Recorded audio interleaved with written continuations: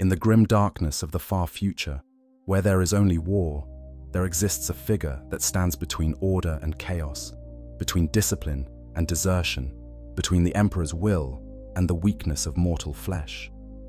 Clad in a black greatcoat that billows in the smoke of battle, crowned with a peaked cap that towers above the common soldier, armed with a bolt pistol whose report can mean salvation or damnation, the Imperial Commissar is both savior and executioner, both inspiration and terror.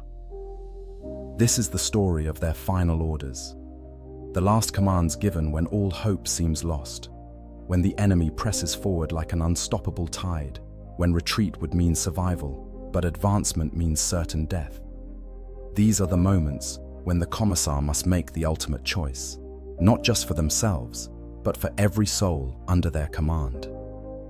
These are the moments that define what it means to serve the God Emperor of mankind in the 41st millennium. The Commissar's greatcoat is not simply a uniform. It is a statement, a declaration of authority that transcends the normal chains of command. When a Commissar walks onto the battlefield, that coat speaks louder than any words. It says that here walks judgment itself, that here stands an officer who answers not to colonels or generals, but to the Imperium itself, to the distant throne on Terra, where the Emperor endures his eternal vigil. The coat is always black as the void between stars, as black as the fate that awaits those who fail in their duty. Some Commissars wear their coats pristine and immaculate, the fabric perfect despite the mud and blood of war, a psychological weapon as much as any gun.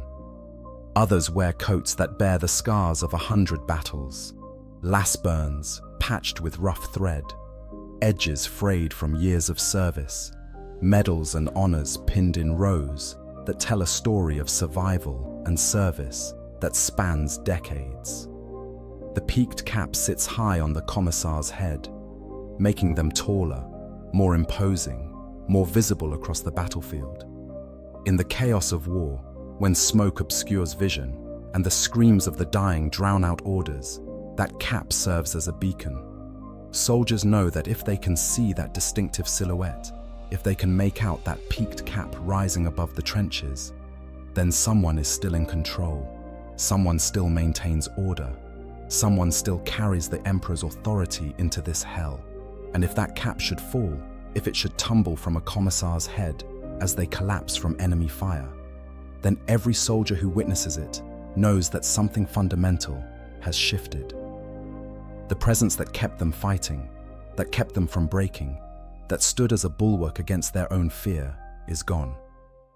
But before a Commissar can give their final order, before they can stand as that last bastion of Imperial authority on a collapsing battlefield, they must first be forged.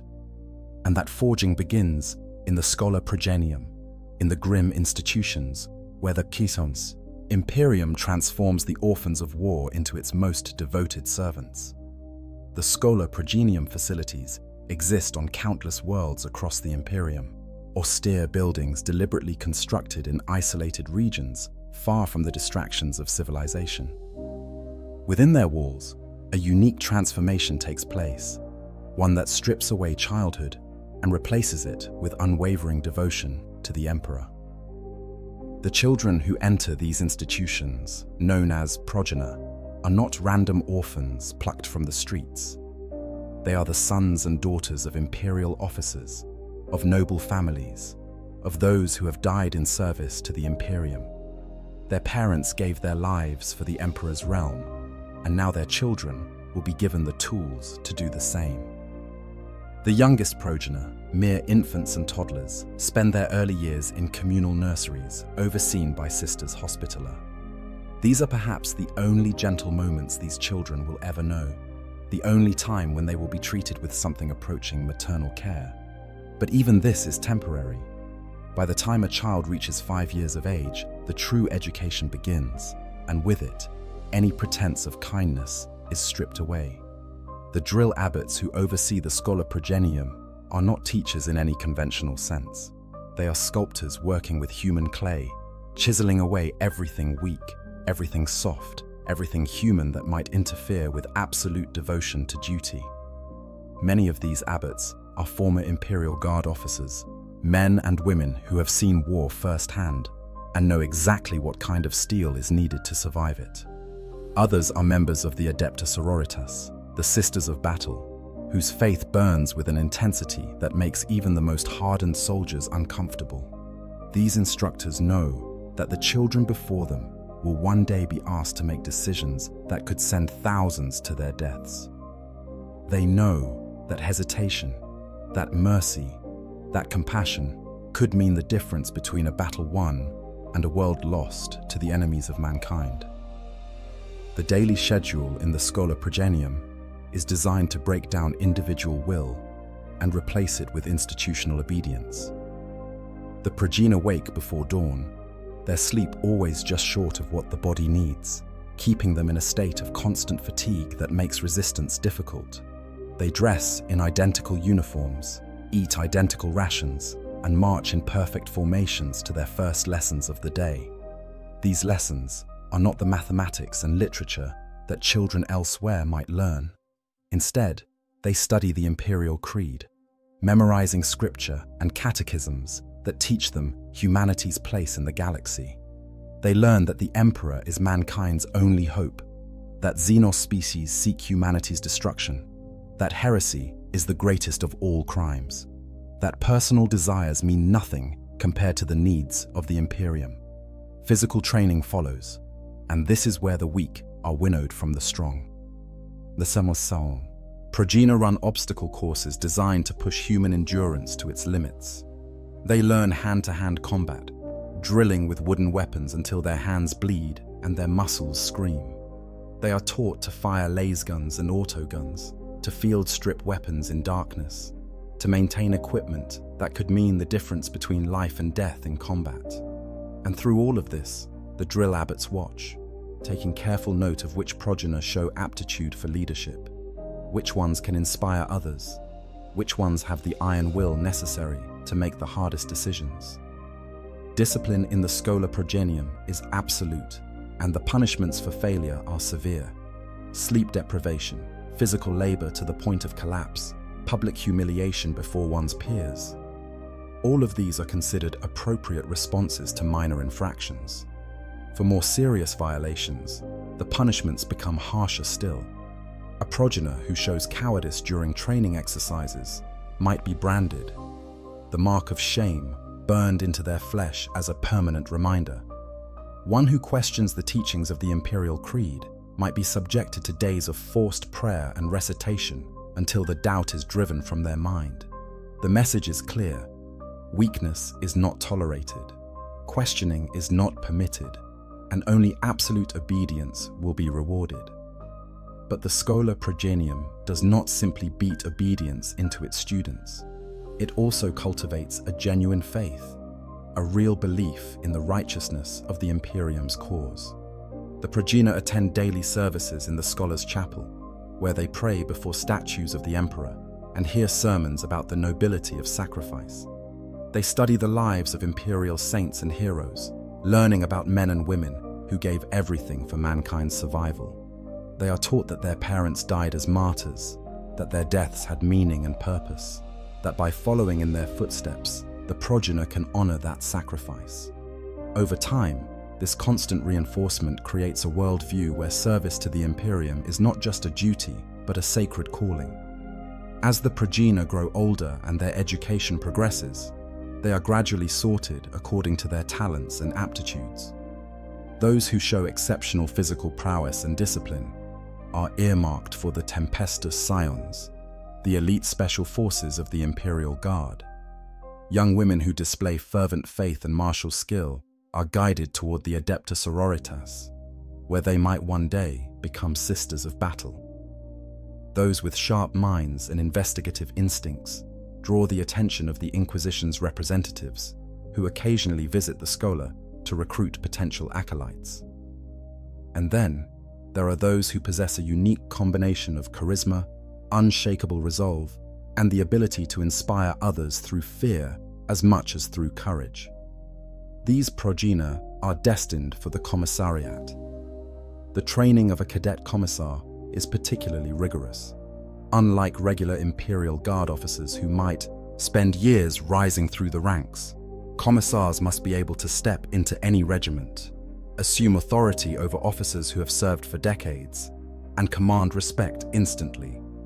This requires not just tactical knowledge, but an understanding of human psychology, an ability to read when troops are on the edge of breaking, when an officer has lost the will to lead, when summary execution is the only option left to maintain discipline. Cadet commissars are sent into actual combat zones as part of their final training, attached to veteran commissars who teach them the brutal realities of their future role. They witness their mentors executing cowards, overriding the orders of incompetent officers, rallying broken units through sheer force of will. They learn that a commissar must be willing to pull the trigger without hesitation, that mercy is a luxury the Imperium cannot afford. The graduation from cadet to full commissar is not marked by ceremony or celebration. Instead, it comes when a supervising commissar decides that the cadet has proven themselves worthy, that they have demonstrated the necessary combination of skills and character. Some cadets are deemed unsuitable for the commissariat, but too skilled to waste. These might be transferred to stormtrooper units or given officer commissions in regular Imperial Guard regiments. Others fail more dramatically, showing cowardice or weakness at a critical moment. For these failures, there is only one fate. Their training is complete, but they will never leave the battlefield alive. A fellow cadet or the supervising commissar will administer the Emperor's justice, and the failed progenor's name will be stricken from all records. For those who succeed, who earn the right to wear the black greatcoat and peaked cap, what follows is a career defined by isolation. A commissar is not part of the regiment they serve with. They stand outside the normal chain of command, reporting directly to the commissariat and ultimately to the officio prefectus itself. This independence is essential to their role, allowing them to execute even high-ranking officers without fear of military politics or retaliation. But it also means that a commissar is forever separate from those they serve alongside, forever the outsider, forever the figure that soldiers fear as much as they respect. The weapons that a commissar carries are as much symbols as they are tools of war. Every commissar is issued a bolt pistol, a weapon that stands in stark contrast to the standard issue las pistols carried by Imperial Guard officers. The bolt pistol is a weapon of the Adeptus Astartes, of the Space Marines, who are humanity's greatest warriors. For a normal human to wield such a weapon is a mark of status and authority that cannot be ignored. The bolt pistol fires mass reactive shells, miniature rockets that penetrate their target before detonating inside, reducing flesh and bone to an explosive spray of gore. When a commissar raises their bolt pistol, everyone on the battlefield knows what is about to happen. The weapon's distinctive report, a thunderous crack that echoes across the combat zone, is followed by a sight that burns itself into the memory of every witness. A soldier's head exploding in a shower of blood and brain matter, an officer crumpling to the ground, their chest cavity blown open by the explosive shell. These are not clean deaths, not quick or merciful. They are object lessons, demonstrations of what happens when the Imperium's standards are not met. The bolt pistol's magazine typically holds between 6 and 10 rounds, precious ammunition that must be used judiciously. Each shell weighs approximately 80 grams, the propellant and warhead combined into a package that measures .75 caliber, or just over 19 millimeters in diameter. This is significantly larger than the laser weapons favored by the Imperial Guard, and the physical impact of a bolt shell hitting its target is devastating even before the explosive payload detonates. Commissars become intimately familiar with their bolt pistols, learning to maintain the weapon's complex mechanisms, to diagnose and repair malfunctions in the field, to make every shot count when ammunition supplies are limited. Some commissars name their pistols, treating them as honored companions in decades of service. Others view them as nothing more than tools, implements to be used and replaced as necessary. Alongside the bolt pistol, every Commissar carries a close combat weapon. Most favor the chainsword, a brutal weapon that combines a one-handed sword's reach with the industrial destructive power of a chainsaw. The chainsword's blade is lined with adamantium teeth that rotate at high speed, capable of chewing through armor and bone with equal ease.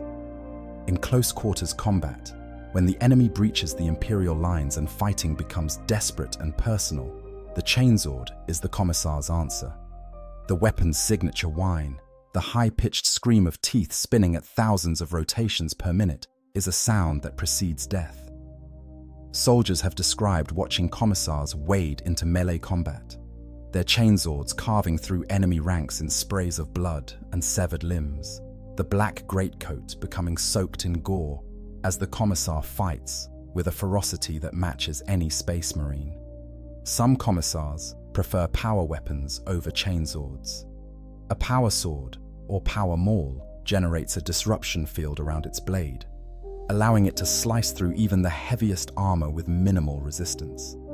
These weapons are more expensive and require more maintenance than chainswords, but in the hands of a skilled warrior, they are devastatingly effective. The blue-white glow of an activated power weapon has become associated with Commissars who lead from the front, who stand at the spearhead of Imperial advances and personally engage the enemy's champions in single combat.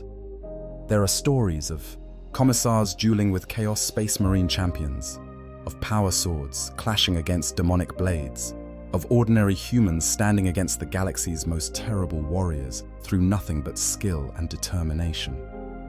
But the true weapon of a Commissar is not the bolt pistol or the chainsword. It is authority itself, the absolute power to determine who lives and who dies. This authority is enshrined in Imperial law and backed by the might of the Commissariat. A Commissar can execute any soldier under their purview, from the lowest conscript to the most decorated veteran. They can overrule the orders of regimental commanders, taking direct control of operations when they judge that the existing leadership is inadequate. They can condemn entire units to penal battalions or execution if those units are deemed to have failed in their duty. This power is not theoretical or ceremonial. It is real, immediate, and exercised regularly. The doctrine of summary execution is central to the Commissar's role. When Imperial Guard troops are pinned down by enemy fire, when they begin to waver, when the first whispers of retreat begin to spread through the ranks, the Commissar must act decisively. There is no time for courts-martial or formal proceedings. There is only the moment, the critical instant when discipline must be restored before it is too late. The Commissar identifies the source of the weakness, usually an officer or sergeant who has lost their nerve, and they execute them on the spot. The crack of the bolt pistol, the sight of a body hitting the ground, the Commissar's cold pronouncement that cowardice will not be tolerated, all of this combines to create a shock that ripples through the unit. Fear replaces panic. The troops remember that there are two ways to die today, at the hands of the enemy or at the hands of their own Commissar. Given that choice, most choose to fight. This practice of summary execution is controversial even within the Imperium. Some argue that it wastes valuable personnel, that killing experienced soldiers for momentary weakness is counterproductive. Others point out that overly harsh Commissars tend to die in friendly fire accidents, their troops arranging for a stray shot to find its way into the Commissar's back during the confusion of battle. The most successful Commissars understand that summary execution is a tool to be used sparingly, a last resort rather than a first response. They know that inspiring troops through example, through standing at the front and facing the same dangers as common soldiers, is often more effective than terror. But they also know that when inspiration fails, when courage wavers and the line begins to break, they must be willing to pull the trigger without hesitation or remorse. The Commissariat has produced legendary figures whose names are known across the Imperium, warriors whose deeds have passed into myth and whose examples are studied by every cadet Commissar. Three names stand, above all others, three commissars whose careers embody different aspects of their sacred duty. Sebastian Yarrick, the hero of Armageddon. Ibram Gaunt, the Ghost Maker. And Siafas Kane, whom history records as a hero, but who would insist he was nothing of the sort. Sebastian Yarrick's story is one of unwavering determination in the face of overwhelming odds. Born on Taos 3 under the name Sebastian Varden, he was orphaned at age 7 and sent to the Schola Progenium. His early career saw him serve as an Imperial Guard stormtrooper before transferring to the Commissariat, where he apprenticed under Lord Commissar Rasp. Yarrick was already old when the Second War for Armageddon began, scheduled to retire on the very day that the Orc warlord Ghazghkull Mag Uruk, Thraka's massive invasion force, arrived at the world. But retirement would have to wait. Armageddon needed every skilled officer it could muster, and Yarrick's expertise in combating Xenos threats made him invaluable. The siege of Hades' Hive became the defining moment of Yarrick's career. When the incompetent overlord Hermann von Straub banished Yarrick to the Hive as punishment for circumventing his authority, von Straub believed he was sending the Commissar to his death. Instead, Yarrick transformed Hades' Hive into an unbreakable fortress. Under his command, the defenders held against waves of orc assaults that should have overwhelmed them within days. Yarrick inspired his troops to feats of courage that defied belief. Not a single soldier was executed for cowardice during the entire siege, a remarkable achievement that speaks to Yarrick's ability to motivate through leadership rather than fear. The moment that sealed Yarrick's legend came during the height of the siege. Ghazghkull sent one of his most powerful war bosses, Uglhard, to break through the Hive's defenses and kill Yarrick personally. The massive orc and the elderly Commissar met in single combat, and Uglhard's power claw severed Yarrick's right arm at the elbow. Any normal man would have died from the shock and blood loss. Yarrick, driven by sheer force of will, swung his chainsword with his remaining arm and beheaded the orc warboss. Then, as orcs and humans alike watched in stunned disbelief, Yarrick picked up Uglhard's power claw and brandished it above his head, holding the massive weapon as blood poured from his severed arm. The orcs broke and fled in terror. The Imperial defenders surged forward with renewed vigor, and only after the enemy had been routed did Yarrick allow himself to lose consciousness. Yarrick survived the war and had the power claw permanently attached to replace his lost arm. He also lost an eye in battle and had it replaced with a bionic implant capable of firing laser beams, deliberately playing into orc superstitions about his evil eye. These cybernetic enhancements, combined with his already formidable reputation, made Yarrick a figure of terror to the orcs. They began to believe that the untold Commissar could not be killed, that his evil eye could kill with a glance, that his power claw could crush anything.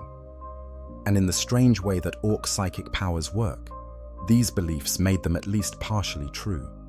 Yarrick became tougher, harder to kill, his legend sustaining him through battles that would have killed lesser men. When Ghazghkull returned for the Third War for Armageddon decades later, Yarrick came out of retirement to face his old nemesis once more. The war raged for years, consuming millions of lives and devastating the planet. Yarrick's strategic acumen and understanding of orc psychology allowed him to counter many of Ghazghkull's most devastating tactics. But eventually the orc warlord left Armageddon, drawn away by visions he believed were sent by his gods. Yarrick, unwilling to let his greatest enemy escape to threaten other worlds, pursued Ghazghkull into the darkness between the stars. Their hunt continues to this day, a personal war between two warriors who have gained a strange mutual respect, despite being mortal enemies. Yarrick represents the Commissar as unstoppable force, as the warrior who simply refuses to die, who pushes forward through injuries that would kill anyone else, whose presence on the battlefield inspires soldiers to believe that victory is possible against any odds. His example teaches that a Commissar must be willing to sacrifice everything, including their own body, to fulfill their duty. But Yarrick also demonstrates that terror alone is not enough. His troops followed him, not because they feared execution, but because they believed in him, because they had seen him stand at the front of every charge, because they knew he would never ask them to face dangers he was unwilling to face himself. Ibram Gaunt's story is different, a tale of a commissar forced to become something more. Gaunt earned his rank during the Sabbat Worlds Crusade, a massive imperial campaign to reclaim a region of space from the forces of chaos. His mentor, Warmaster Slado, died at the moment of final victory on the planet Balhau, and with his dying breath appointed Gaunt as Colonel Commissar of the Tanith 1st and Only Regiment. This dual role, part Commissar and part regimental commander, is extremely rare and considered deeply problematic by the Commissariat. How can a Commissar maintain discipline and execute officers for incompetence when they are themselves the commanding officer? How can they remain outside the normal chain of command when they are responsible for the regiment's tactical decisions? Gaunt took command of the Tanith 1st and Only, just as their homeworld was destroyed by chaos forces. The regiment became the last survivors of their people, a fact that shaped their identity and made them fiercely loyal to Gaunt despite his commissar status. Over the course of the Sabbat Worlds Crusade, Gaunt led his ghosts, as they came to be known, through countless battles and impossible missions. He earned a reputation as a tactical genius, but also as a commissar who cared about his men in ways that were almost unheard of in the Imperial Guard. Gaunt's philosophy differed from the standard commissar doctrine. He believed in leading by example rather than through fear. He fought at the front of every engagement, his power sword and bolt pistol dealing death to the Emperor's enemies, while his troops took courage from his presence. He mourned the dead rather than dismissing casualties as acceptable losses. He famously said that the dead would always haunt those who survived, and that soldiers should strive to ensure the dead became friendly ghosts rather than accusatory specters. This compassionate approach made him beloved by his troops, but viewed with suspicion by the wider commissariat, who worried that Gaunt was too soft, too willing to compromise the harsh discipline that kept the Imperial Guard functional. But Gaunt was also willing to make the hardest decisions when necessary. He executed officers who had failed in their duty, including commissars who he judged were abusing their authority. He reported Commissar Pius Cowler for having 2 soldiers flogged to death over minor infractions, an action that earned him Cowley's undying hatred, but demonstrated that Gaunt believed commissars should enforce discipline proportionally rather than through excessive cruelty. When the situation demanded it, Gaunt could be as ruthless as any other commissar, but he never forgot that every soldier under his command was a human being with hopes and fears and families they had left behind. The Ghost's missions took them deep into enemy territory, often operating behind chaos lines for months at a time. They became specialists in reconnaissance and sabotage, striking at critical targets and disappearing before the enemy could respond. Gaunt's leadership style, emphasizing flexibility and initiative rather than rigid adherence to doctrine, proved perfect for this kind of warfare. His men trusted him to make the right calls in situations where standard Imperial Guard tactics would have gotten them all killed. And in return, Gaunt trusted his veterans to use their judgment and skills rather than simply following orders by rote. Gaunt represents the commissar as leader, as the figure who transcends the traditional role and becomes something more than an enforcer of discipline. His example shows that commissars can inspire genuine loyalty and devotion rather than just fear, that they can adapt their methods to fit their regiment's needs rather than imposing a one-size-fits-all approach to discipline. But Gaunt also demonstrates the tensions inherent in trying to be both commissar and commander, the difficulty of maintaining necessary distance while also caring deeply about the welfare of one's troops.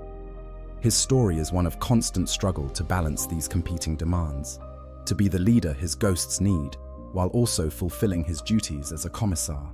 And then, there is Caiaphas Cain, the commissar whose private journals reveal a very different man from the hero celebrated in official imperial histories. If Yarrick represents the unstoppable force and Gaunt represents the compassionate leader, then Kane represents something that should not exist within the Commissariat at all. The reluctant hero, the self-interested survivor, the man who desperately wants to avoid danger but whose attempts to find safety consistently lead him into the most perilous situations imaginable. According to his own memoirs, edited and published after his death by Inquisitor Amberley Vale, Kane spent his entire career trying to avoid combat. He cultivated his heroic reputation deliberately, understanding that being seen as brave and competent would get him assigned to safer positions away from the front lines. But fate, or perhaps the Emperor's sense of humor, had other plans. Every attempt to secure a comfortable posting backfired spectacularly. Trying to hide in a supply depot put him in the path of a Tyranid invasion. Accepting what seemed like a cushy assignment to a peaceful world landed him in the middle of a Genestealer cult uprising. Even his aide, Jurgen, a man whose personal hygiene was so atrocious that he cleared rooms simply by entering them, turned out to be a blank, a rare human whose presence disrupts psychic powers, which meant Kane repeatedly found himself forced into confrontations with psykers and demons. Despite his claims of cowardice, Kane's actions spoke differently. He saved countless lives through quick thinking and tactical brilliance. He fought Chaos Space Marines in close combat and survived. He negotiated with orcs, dealt with Necrons, outwitted Dark Eldar, and faced down Tyranid swarms. His troops adored him, not because they feared him, but because he treated them with respect and fought alongside them, rather than ordering them forward from the rear. Other commissars were known to die in friendly fire incidents when their troops decided they were too harsh. Kane was beloved by his regiments to the point where veterans would volunteer for suicide missions, simply because Kane would be there. The truth, as Inquisitor Vale suggests in her editorial notes, is that Kane was far braver than he gave himself credit for. A truly self-interested coward would not have repeatedly thrown himself into desperate situations to save his troops. A purely pragmatic survivor would not have risked his life to protect civilians or defend allies. What Kane possessed was not cowardice, but an acute awareness of danger, combined with a deeply human fear of death. Unlike commissars who had been conditioned by the Schola Progenium to view death as simply another form of service, Kane wanted to live. But when the choice came down to saving himself or doing what was right, he always, despite his protests, did what was right. Kane's example is important because it demonstrates that commissars, despite their training, remain human. They feel fear. They have desires beyond pure service to the Emperor. They can question and doubt while still fulfilling their duties. And sometimes, that humanity, that imperfection, makes them more effective than the coldly perfect enforcers the Commissariat tries to create. Soldiers followed Kane not because his reputation was fake, but because it was real in the ways that mattered. He genuinely cared about them surviving. He used his tactical skills to minimize casualties rather than treating losses as acceptable. He earned respect through actions rather than through terror. These three commissars, Yarrick, Gaunt, and Kane, represent the full spectrum of what the Commissariat can produce.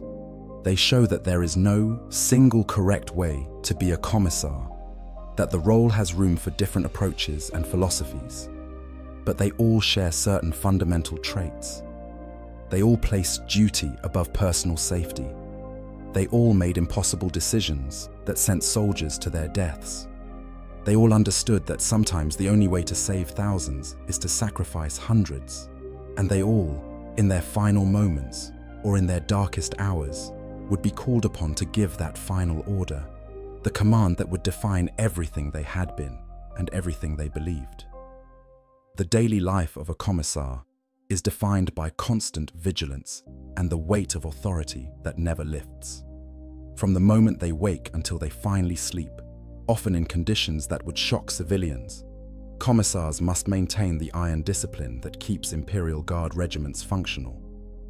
They inspect troops, searching for signs of weakness or wavering faith. They observe officers, evaluating whether commanders are competent and committed or whether they need to be replaced, either through official reassignment or through the more permanent solution of summary execution. They deliver speeches and sermons, reminding soldiers why they fight. and what will happen if they fail. They lead prayer services, invoking the Emperor's name and blessing troops before they march into battle. They stand at the front of charges, proving that they will not ask others to face dangers they themselves avoid. This constant presence is exhausting, both physically and psychologically. Commissars are expected to be always on duty, always vigilant, always ready to enforce discipline. They cannot show weakness or uncertainty. They cannot admit to fear or doubt. They must project absolute confidence even when surrounded by horrors that would break normal minds. The mortality rate among commissars is high, not just from enemy action, but from the simple stress of maintaining such rigid standards over years or decades of service. Many commissars die not from lasfire or chainsword wounds, but from heart attacks, strokes, or other stress-related conditions brought on by the unrelenting pressure of their role. The relationship between a commissar and their regiment is complex and often contradictory. Soldiers know that the commissar has the power to execute them for the slightest sign of cowardice or incompetence. This creates a baseline of fear that never entirely goes away. But soldiers also know that commissars are supposed to lead by example, to stand at the front and face the same dangers as everyone else. A commissar who hides in the rear while ordering troops forward will quickly lose respect and authority. Worse, they may find themselves the victim of an unfortunate accident when the shooting starts. The smart commissar understands this dynamic and works to balance fear with respect, to be both the executioner who will not tolerate failure and the warrior who faces death alongside their troops. Officers have an even more complicated relationship with their attached commissars. In theory, the commissar is not part of the chain of command, serving instead as an advisor and overseer who ensures that orders are carried out properly. In practice, commissars have the authority to overrule any officer up to and including the regimental commander. This creates natural tension, as experienced officers often resent having a political officer second-guessing their tactical decisions. The best commissars navigate this tension by recognizing that they are not military geniuses, that the officers have expertise in commanding their specific regiments that commissars lack. They save their interventions for moments when morale is truly failing, or when officers are clearly making decisions based on cowardice rather than tactical judgment. But some commissars wield their authority like a club, overriding orders for minor reasons and executing officers who question them. These commissars rarely live long. Either their poor tactical decisions lead them into situations where they die alongside the troops they have mismanaged, or they discover that experienced officers have ways of arranging accidents for commissars who are more trouble than they are worth. The commissariat officially denies that such incidents occur, but every commissar learns the stories, the cautionary tales of political officers who pushed too hard and ended up with a last round in their back, or who walked into ambushes that their own troops could have warned them about. When battle is joined, the commissar's role transforms. No longer are they the inspector or overseer. Now they become the living embodiment of imperial authority on the battlefield, the figure that soldiers look to when everything goes wrong. Enemy artillery is raining down. Heavy weapons are cutting through ranks. The soldier next to you just had his head vaporized by a lascannon. The instinct to run, to seek cover, to flee from this mechanized slaughter is overwhelming. And that is when the commissar steps forward. The commissar does not take cover. They stand exposed, bolt pistol raised, greatcoat billowing in the smoke-filled wind. They bellow orders that somehow cut through the chaos, telling soldiers where to aim, which position to hold, which direction to advance. Their presence creates a bubble of order in the midst of chaos. If the commissar is still standing, still fighting, still projecting absolute confidence that victory is achievable, then maybe the situation is not as hopeless as it seems. Maybe there is still a chance to win this fight. Maybe running is not the only option. But sometimes the situation truly is hopeless. Sometimes the enemy is too numerous, too powerful, too well entrenched. Sometimes retreat is the only sensible option, the only way to preserve forces for future battles. And that is when the Commissar must make their hardest decision. Do they authorize withdrawal, potentially starting a rout that spreads to other units and turns an orderly retreat into a massacre? Or do they order the line to hold, knowing that doing so condemns every soldier present to death, but buys time for other Imperial forces to regroup or escape? The doctrine is clear. When retreat is authorized by higher command, when falling back is part of a larger tactical plan, then withdrawal is acceptable, and any soldier who panics and runs early can be executed for cowardice. But when retreat is not authorized, when the orders are to hold the line at all costs, then the Commissar must ensure that those orders are obeyed, even if it means standing on a collapsing position and shooting soldiers who try to flee, even if it means dying alongside troops who have been ordered to fight to the last man, even if the strategic value of holding that position seems questionable and the waste of lives seems criminal. This is where many Commissars earn their final honors or die forgotten. The ones who stand and fight, who rally troops for one last desperate charge or one final defensive stand, become legends. Their names are recorded in regimental histories. Their deeds are commemorated in monuments and memorials. But the Commissars who calculate wrongly, who order stands that serve no purpose, who execute soldiers for cowardice, when retreat was actually the correct tactical choice, those Commissars are remembered differently if they are remembered at all. Their names might be quietly struck from records. Their deaths might be attributed to enemy action when really they were killed by their own troops who decided the Commissar had gone too far. The battlefields of the 41st millennium have witnessed countless last stands, desperate defenses where Imperial forces held against impossible odds, not because they had any hope of victory, but because holding that position served some larger strategic purpose. These last stands have certain common elements. They always involve a position that must be held, a choke point or defensive line that the enemy must pass through to reach a more important objective. They always involve forces that are insufficient for the task, outnumbered and outgunned, but ordered to stand anyway. And they almost always involve a Commissar who must transform that hopeless situation into something that at least slows the enemy down. Picture a trench line on some nameless world, carved through mud that has been churned by artillery for so long that it has the consistency of bloody porridge. The Imperial Guard regiment holding this line has been here for weeks, watching the enemy build up forces across no man's land, knowing that when the attack comes, it will be overwhelming. The regimental commander has requested permission to withdraw to better defensive positions. The request has been denied. High Command needs 3 more days for evacuations to complete at the spaceport, 50 kilometers behind the lines. This regiment will buy those 3 days with their lives. The Commissar walks the trench line in the hours before the attack begins. The soldiers are veterans by now, the survivors of months of grinding warfare. They know what is coming. They can see the enemy massing, can hear the rumble of their engines, can feel the ground shake as their artillery pieces are moved into position. The men are not panicking, not yet, but there is a hollowness in their eyes, the look of people who have accepted that they will die, but are trying to come to terms with what that means. The Commissar speaks to them, not in thundering proclamations, but in quieter words meant for individual soldiers.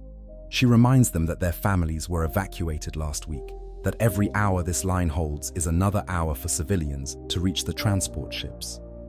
She points out that they have survived this long by being smart and brave and working together. She tells them the Emperor watches over faithful soldiers and that dying in his service earns rewards beyond mortal understanding. Some of the soldiers seem comforted by these words. Others just nod, appreciating the gesture, even if they do not fully believe it. What matters is that someone is still in command, someone still cares, someone will be here with them at the end. When the bombardment begins, it is even worse than expected.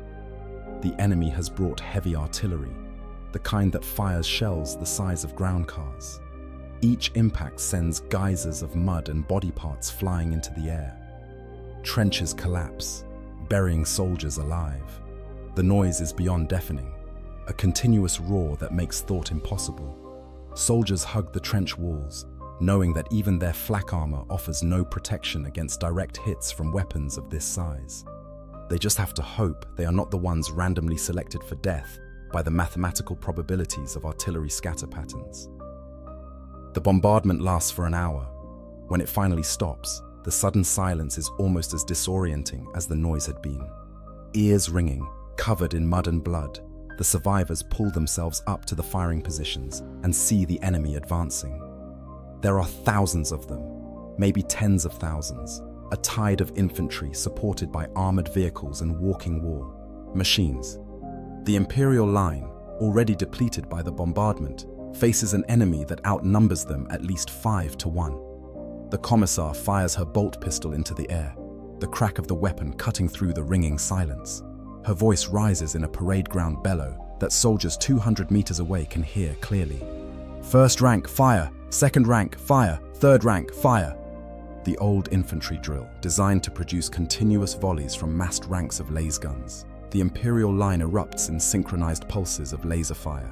The enemy advance staggers as hundreds of their troops fall. But there are too many of them. They keep coming, stepping over the bodies of the fallen without breaking stride. The Commissar does not stop shouting orders. She directs fire toward priority targets, toward the heavy weapons teams and the armored vehicles rather than wasting shots on individual infantry. She calls out encouragement, praising soldiers who make particularly good shots, noting when enemies fall back from concentrated fire on their position.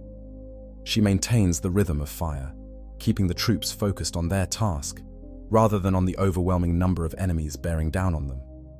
As long as she is standing there, as long as her voice rises above the chaos, the soldiers keep fighting. The enemy reaches the wire, the barrier of razor mesh and mines that marks the final defensive line. Explosions rip through their ranks as mines detonate. Soldiers are caught on the wire, screaming as they try to free themselves while lasfire cuts them down. But the enemy has factored this into their calculations.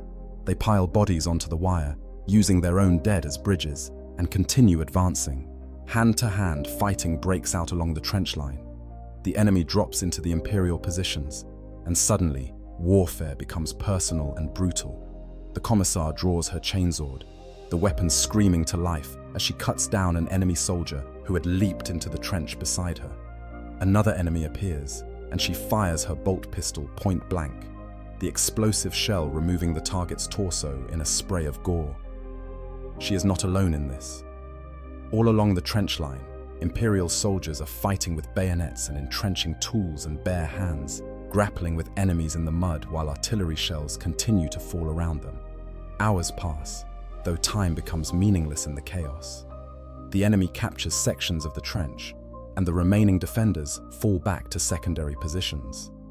The line contracts, shrinking as more soldiers die, and the perimeter becomes smaller. The Commissar is everywhere, appearing at crisis points, rallying soldiers for counterattacks, personally killing enemy soldiers who seem about to break through. Her greatcoat is shredded by shrapnel and soaked with blood, both her own and others.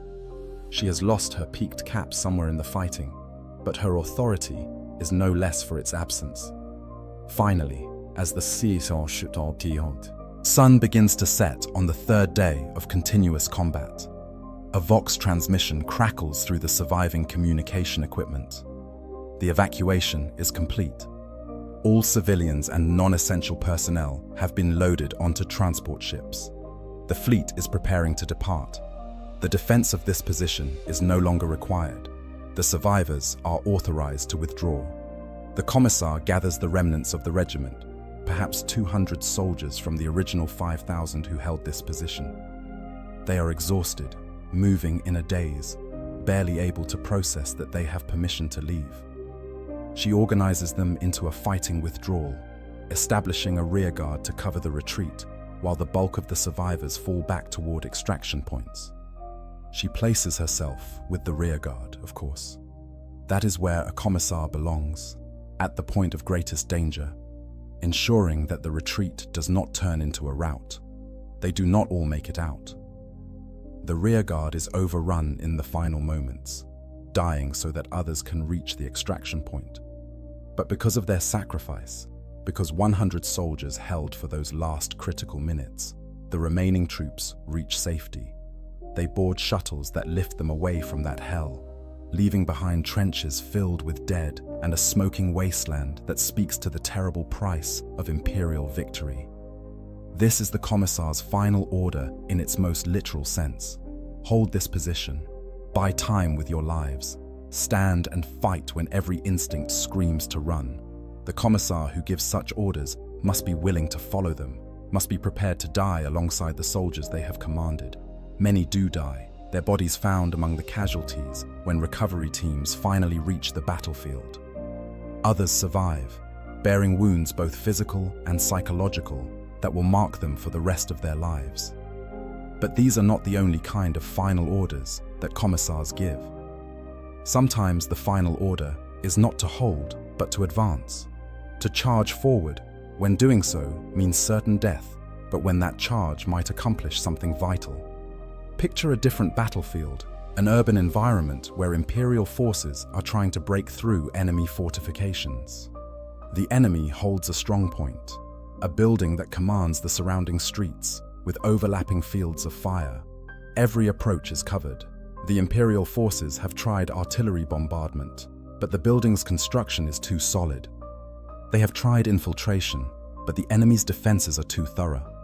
The only option left is a direct assault, sending soldiers charging across open ground into withering fire in the hope that enough survive to reach the building and take it from the inside. The regimental commander looks at the tactical situation and knows that ordering this assault will kill most of the attacking force. Perhaps half the soldiers will die in the first 30 seconds. 3/4 will be casualties before anyone reaches the building, and even if they get inside, the fighting will be brutal and close quarters, with no guarantee of success. The commander hesitates, looking for alternatives, unwilling to give an order that will slaughter so many of his troops. The Commissar does not hesitate. He sees that the strategic situation demands this sacrifice. If the strong point is not taken, the entire offensive will stall. If the offensive stalls, enemy reinforcements will arrive and turn victory into defeat. The tactical calculus is clear, even if the human cost is terrible. The Commissar steps forward and gives the order himself. Fix bayonets, prepare to charge. The soldiers know what this means. There is a moment of shocked silence as they process what they have just been told to do.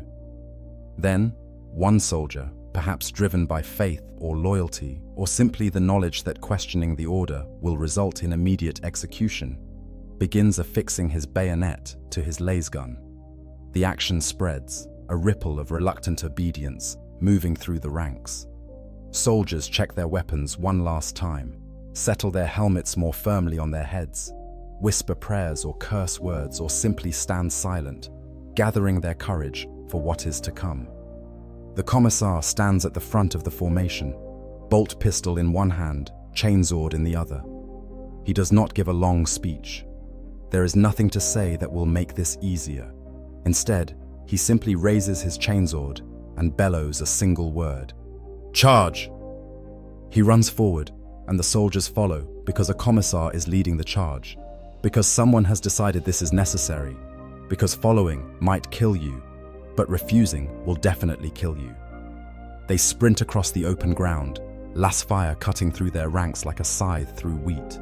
Men fall screaming, their bodies adding to the obstacle course of rubble and wreckage that litters the battlefield. The survivors keep running, knowing that stopping means dying, that the only chance is to reach the building and get inside where the enemy's heavy weapons cannot track them. The Commissar reaches the building first, smashing through a barricaded door with his chainsword and diving into the interior. Enemy soldiers open fire from defensive positions, but they are not prepared for the sheer ferocity of the Imperial assault. The Commissar kills 3 enemies in the first seconds, his bolt pistol and chainsword working in perfect coordination. More Imperial soldiers pour through the breach, firing at point-blank range, using grenades to clear rooms, fighting with a desperation born from knowing they have nowhere to retreat to. The battle for the building lasts 20 minutes. When it is over, the strongpoint has been taken. The strategic objective has been achieved. The offensive can continue. But of the 300 soldiers who charged across that open ground, only 86 survived to report success. The Commissar is among the casualties, his body found in a third-floor room where he had personally dueled with the enemy commander. Both men died in that confrontation, locked in combat that neither could win but neither could abandon. This too is a final order, not given from safety but from the front of the charge, bought with the Commissar's own life as proof that he would not ask others to make sacrifices he was unwilling to make himself. These Commissars are remembered more fondly than those who order charges from the rear. They earn genuine respect rather than just fear, and their deaths are mourned rather than secretly celebrated. There are also the final orders given in strange circumstances, when the Commissar must decide between competing duties, between following regulation and doing what is right, between the letter of imperial law and its spirit. The death course of Krieg presents a unique challenge for Commissars. These soldiers come from a world that has spent 500 years as a radioactive wasteland, a monument to civil war and the use of weapons that should never have been deployed. The Krieg culture is one of absolute devotion to duty through death, of viewing survival as an unfortunate failure to serve the Emperor properly. They are fanatically loyal and will hold positions long past the point where retreat would be sensible. They are also utterly fearless, charging into situations that would make normal soldiers hesitate. For most regiments, a Commissar's job is to prevent cowardice and enforce discipline. For the death cause, a Commissar's job is to prevent suicidal bravery and enforce some measure of tactical sense. A Krieg officer who sees a heavily fortified enemy position will immediately begin planning a frontal assault, calculating acceptable casualty rates of 80 or 90% if the position is taken. The Commissar must step in and explain that throwing away the entire regiment to take one position is not tactically sound, that sometimes it is better to bypass strongpoints or wait for artillery support rather than sacrificing thousands of lives in a direct assault. This reversal of the traditional Commissar role creates its own tensions. The Krieg soldiers view the Commissar not as an enforcer of discipline, but as the one person who might order them to stop fighting, to withdraw, to survive, when they would prefer to die gloriously in the Emperor's service. Some Commissars assigned to Death Corps regiments struggle with this dynamic. They were trained to inspire courage, not to restrain it. They were taught to shoot cowards, not to argue with officers who are too brave for their own good. The final orders given by Commissars serving with the Death Corps often involve not hold the line or charge, but fall back or preserve the regiment. These orders are given reluctantly, knowing that the Krieg soldiers will obey, but will view the order as a failure, as depriving them of the chance to die properly. The Commissar must balance the regiment's effectiveness as a military unit against their cultural need to atone for their ancestors' sins through death in battle. It is a thankless task, and Commissars assigned to the Death Corps rarely remain with the regiment for long, either requesting transfer or dying from the stress of trying to manage soldiers who are simultaneously the most disciplined and the most suicidally reckless in the Imperial Guard. Throughout all of these scenarios, whether ordering last stands or desperate charges, whether restraining Death Corps' fanaticism or executing wavering conscripts, the Commissar must maintain their composure. They cannot show doubt or fear or uncertainty. They must project absolute confidence that their orders are correct, that the Emperor's will is being served, that every sacrifice has meaning and purpose. This psychological burden is immense. Many Commissars turn to various coping mechanisms. Some become genuinely faithful, developing a sincere belief in the Imperial creed that sustains them through the horrors they witness and the orders they must give. Others become cold and mechanical, performing their duties with efficient brutality, but maintaining emotional distance from the consequences. A few break entirely, either quietly arranging their own deaths in battle or suffering psychological collapse that ends their careers.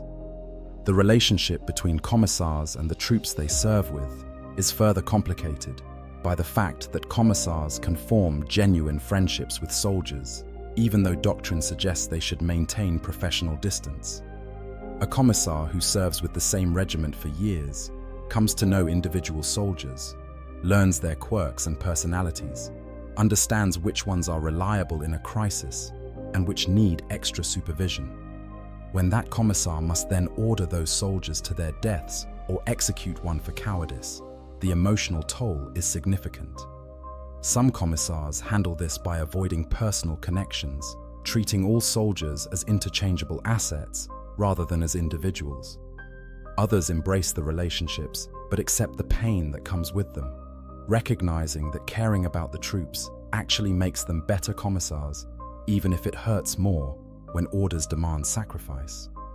The most successful commissars, the ones who survive multiple campaigns and earn genuine respect rather than just fear, tend to be those who can balance multiple competing demands. They enforce discipline strictly, but not cruelly. They lead by example, but recognize their tactical limitations.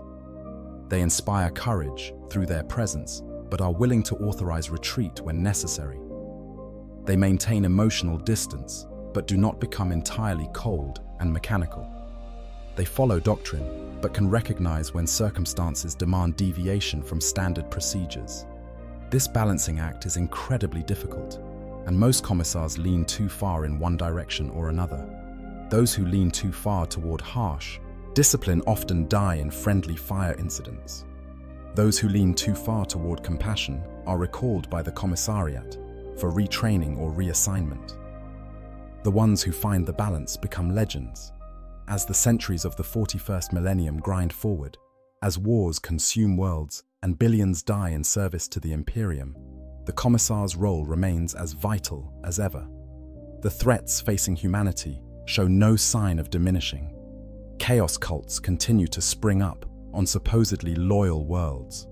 Orc wars rage across entire sectors. Tyrannid hive fleets approach from beyond the galaxy's edge. Necrons awaken in tomb worlds scattered throughout Imperial space.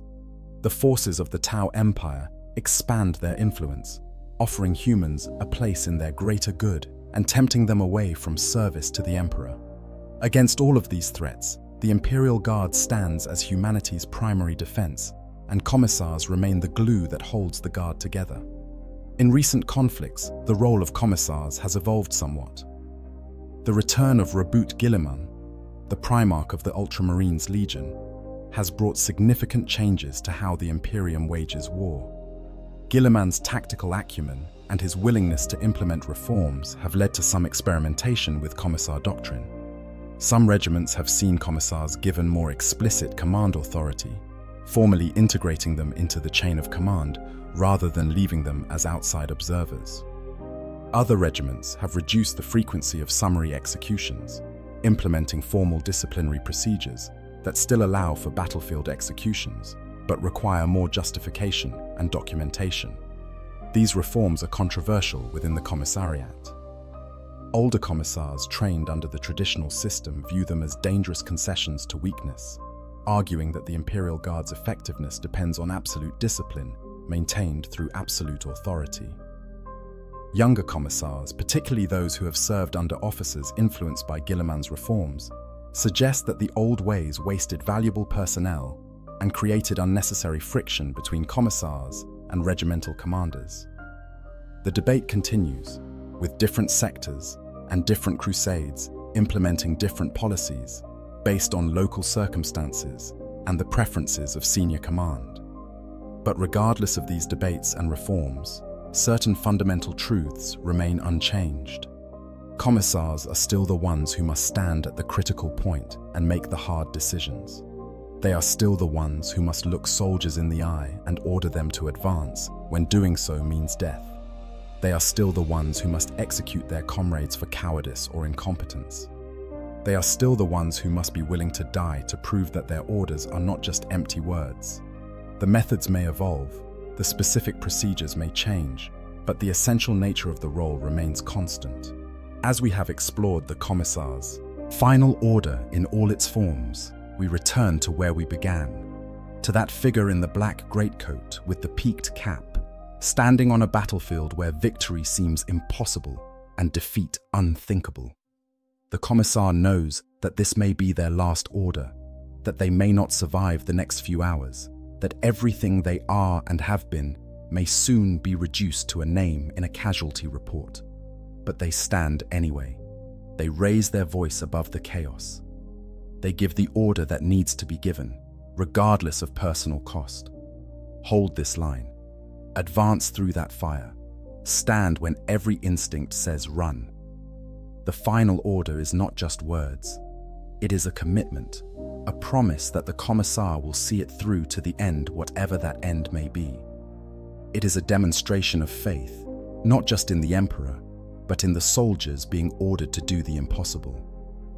It is an acknowledgement that some things matter more than survival, that duty transcends self-preservation, that the Imperium's survival depends on individuals willing to sacrifice everything when necessity demands it.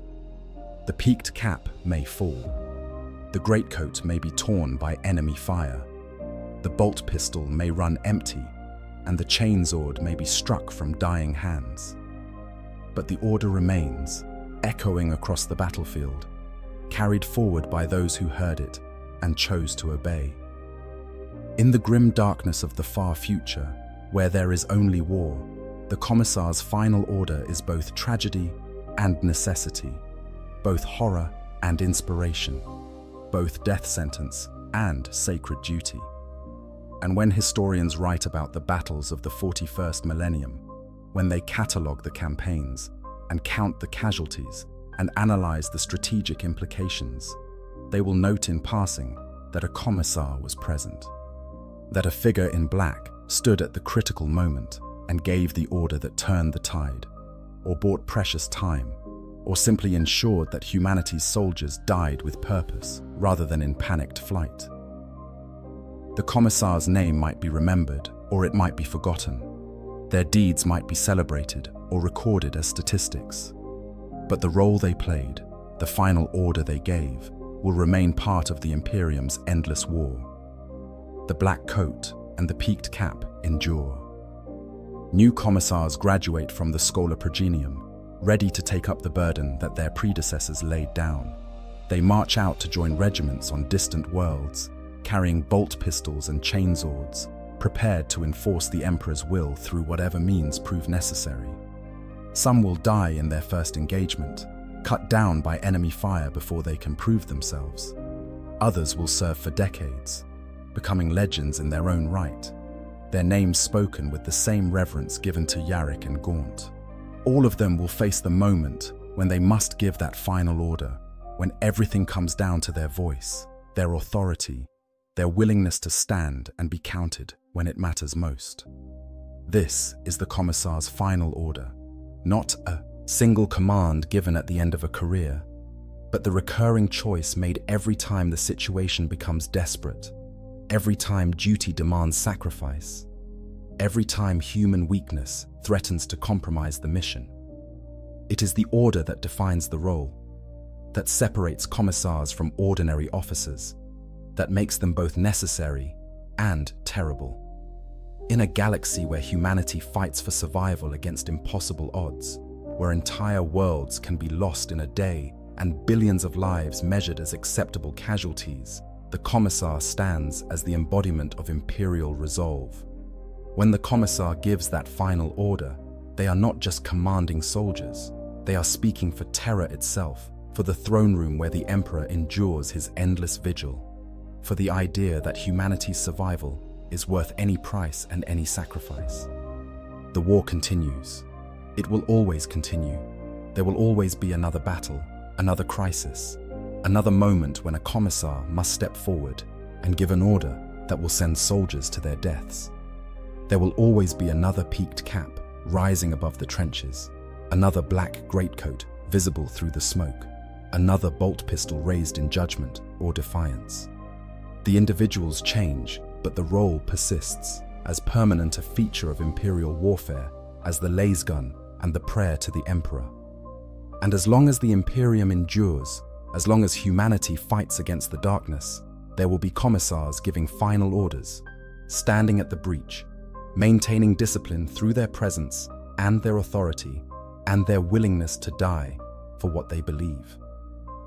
If you found this exploration of the Commissar's role in Warhammer 40k enlightening, please like this video and subscribe to Stories of Hammer for more deep dives into the lore of the 41st millennium. We examine the aspects of Warhammer 40k that make this universe so compelling, from the grand strategies of crusades to the intimate moments of individual sacrifice.